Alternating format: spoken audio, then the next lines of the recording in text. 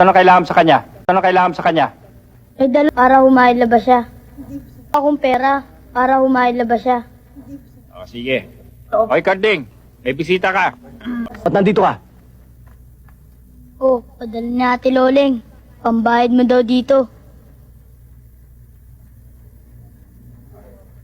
Saan kumuha ng pera si Loleng? Ewan ko. Ate Loleng. Pambayad. Ewan ko. Basta nung dumating siya kanina sa bahay, nalalambot. Puro dugo yung palda niya. Alam mo, Kuya Arding, may suot siyang kwintas. Ang ganda. Ganyan kalaki, oh. Basta nung dumating siya kanina sa bahay, nalalambot. Puro dugo. Bakit mo nagawa yun, ha? Bakit mo nagawa yun, ha? Bakit sinira ang buhay mo? Hindi mo ba inisip mga pinangarap ko sa'yo? Kuya, nagawa ko yan dahil ayaw kitang maipit sa... Pakialam kahit mabulok ako sa kulungan.